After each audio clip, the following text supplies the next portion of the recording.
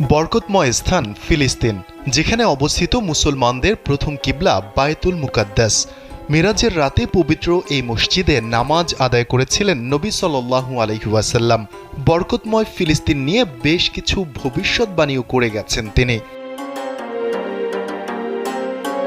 বর্তমান ফিলিস্তিন ছিল প্রাচীন বিলাদ আর শামস অঞ্চলের একটি অংশ। ফিলিস্তিন ছাড়াও প্রাচীনকালে শামস অঞ্চলের অন্তর্ভুক্ত ছিল বর্তমান সিরিয়া, জর্ডান ও লেবানন। শাম দেশ সম্পর্কে রাসূল সাল্লাল্লাহু আলাইহি ওয়াসাল্লামের বেশ কিছু ভবিষ্যৎবাণী রয়েছে।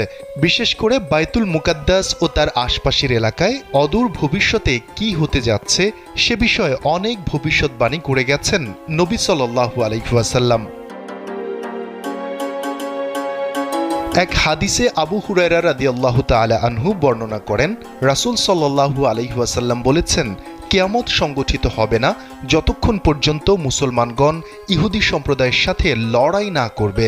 মুসলমানগণ তাদেরকে হত্যা করবে, ফলে তারা পাথর বা বৃক্ষের আড়ালে আত্মগোপন করবে। তখন পাথর বা গাছ বলবে, হে মুসলিম, হে আল্লাহর বান্দা, এই তো ইহুদি আমার পশ্চাতে, এসো তাকে হত্যা করো।